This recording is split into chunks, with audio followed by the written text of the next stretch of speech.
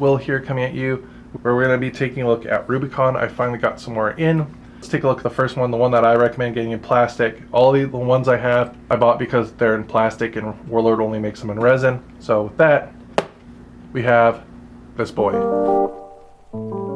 So looking at this, we have the Sdfkz 234, or basically the Pack 40 Puma. If you all played War Thunder, you know at one point this is like the Black Lotus of the War Thunder universe. Basically, it's the one vehicle that everyone knows. If you have ever talked about War Thunder, maybe they don't play it, but they know, like, oh, isn't there that's the game with the car that's super expensive, right? And I don't know what the actual details is for now. I might look it up and put it down below, but if I do in the video here. Here we have on the list here a bunch of different versions you can make. Then on the back here, again, your usual lore drop, how they painted it, decals are on the side. I do really love how they have this sort of layout here on the side. So when you're shopping on the shelves, you can see the detail. Really nice, thick laminated box. You're not gonna have to worry about damages. Even if it looks a little crumped, it's gonna be really tight, like it's thick. Also water damage, it's gonna protect it. It's really nice. You can use it as a freaking paint palette if you wanted to. And we open it up here. So here we go, taking a look at the book. We have a nice colored picture, a layout, all the different sprues. From what I saw on this box is you can potentially make, and Rubicon's really good for this, you can make the regular Puma out of this, or you can make the pack versions of it. I'm gonna make the pack versions because I already have 2 of the Warlord plastic Pumas. One is gonna be used for conflict because it's the Puma X, but I have the plastic, I might as well. I'll attempt to make it so I can do both versions. It looks like it's 2 different hull casings, so you can make both, and the top just pops in and out. Oh, like opening a gift card on Christmas Eve and trying to ignore that there's money in it. There's a transfer sheet. So again, if you've built sort of any Rubicon or other like sort of Tamiya models, this is going to look familiar. Rubicon prides itself in making high quality models while being simplistic to build for war games.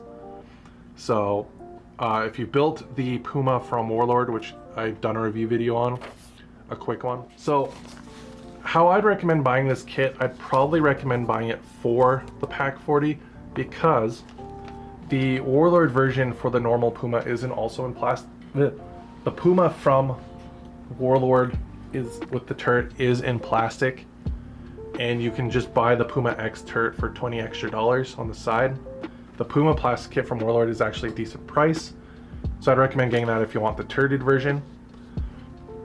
If you want the versions where they're unique, so like the one with the light machine gun on it, which is the command vehicle, or if you want the because you want to run a armored platoon of these things, even though rules as written in the army book says you can only have 1 per faction. I would probably take the Pack 40 version and build it for the Pack 40 version.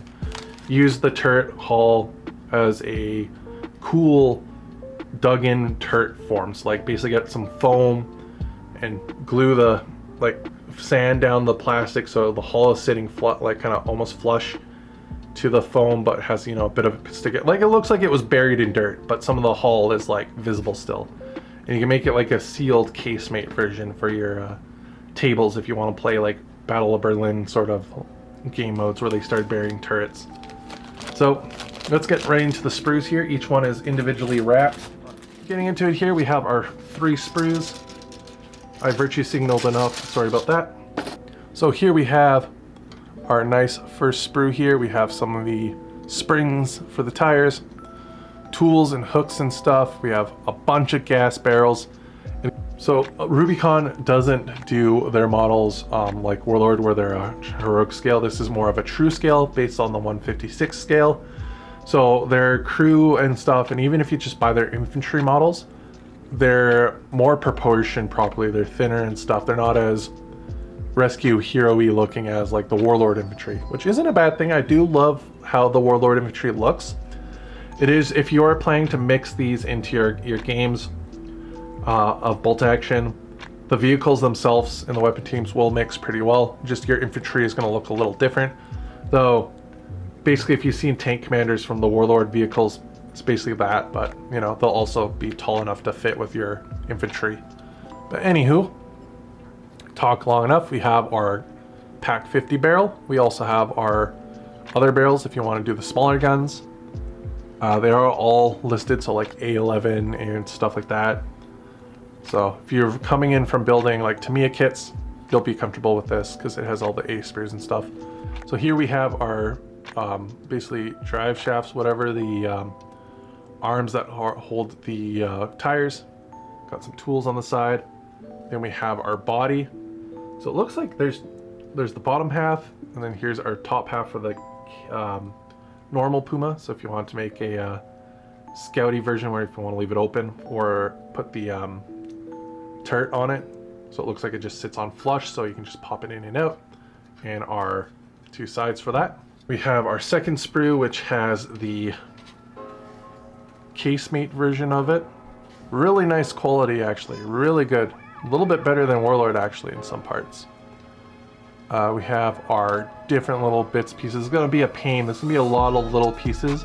So for people with shaky hands or fat fingers like I have, highly recommend using tweezers for this. And if you lose little pieces here and there, it's not gonna be a big problem. You're going to lose pieces with this. We have stuff to hold the pack, the big gun. We have our breech part 2, our casemate side down here, our gun shield. Looks like a holder for said like gun, so it can swivel. Turret hull, and other gun pieces to make the fatter gun if you want it to.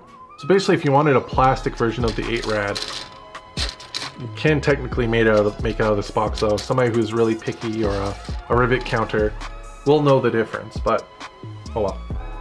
And then we have the sprue where they have just duplicates of everything. I'm going to zoom out on this because it's not too big of a deal to actually look at it in detail, but this has all the wheels and bottom half to it, plus another turret hull. Maybe there's 2 different turrets. Maybe I can do multiple turrets, who knows. I might actually be able to. That looks like it. Yeah, so you're gonna get bank. That's the one real nice thing I love about Rubicon models, is you get bang out of your buck for what you buy. And even then, it's like, this was $30 American, $39 American, a little bit cheaper than that because I bought it during their Black Friday sale. So it was like, and man, I can already 4 variants out of this kit without any modification. But again, the real trial will happen when we actually build this. So when we come back, we'll have it built. And if I can find one of my Warlord plastics out of storage, I will put it side by side and we'll review them.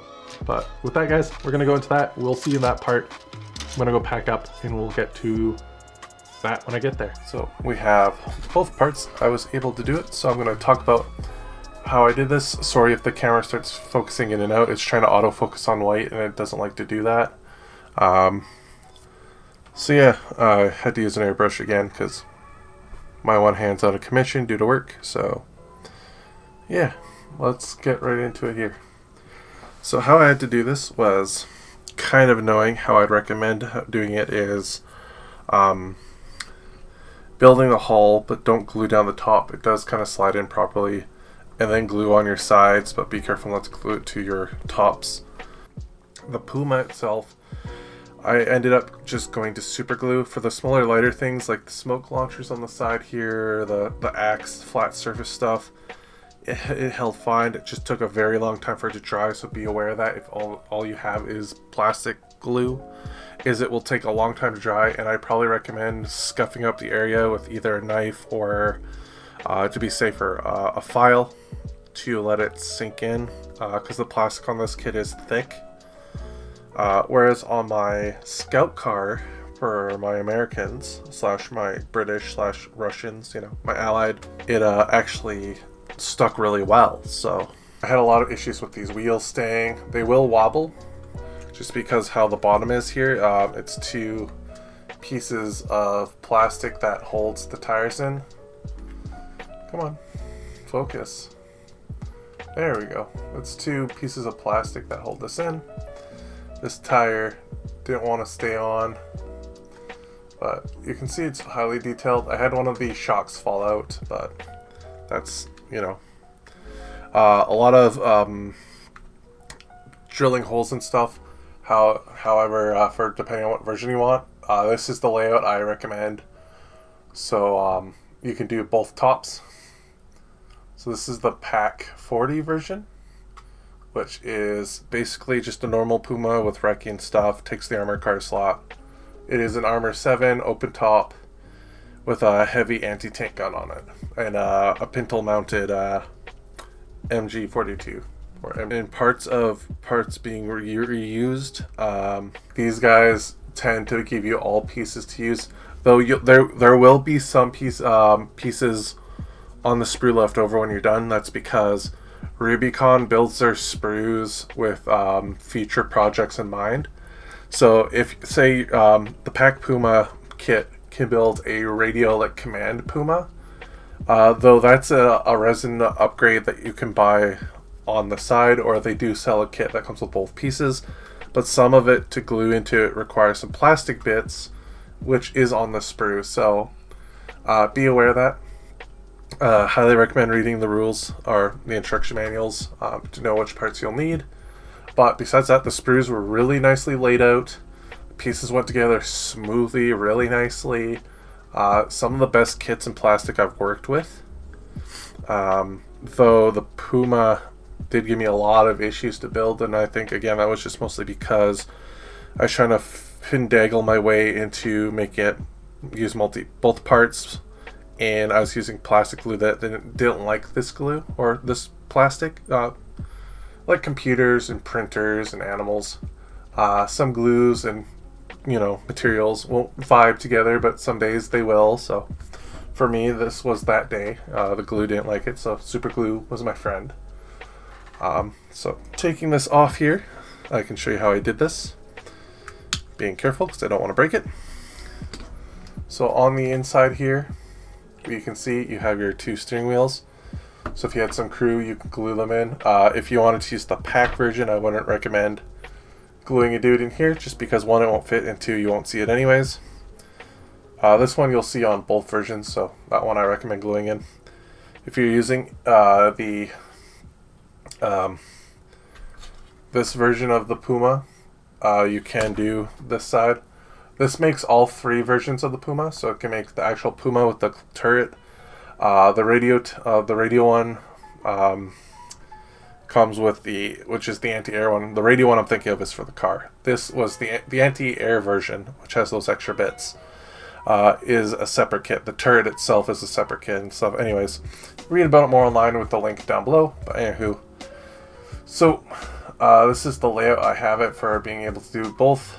This little ammo box here is it is actually curved like this a bit in the box. I just shaved off a bit more to make it fit, but gluing that here will give you your ammo bin for both versions.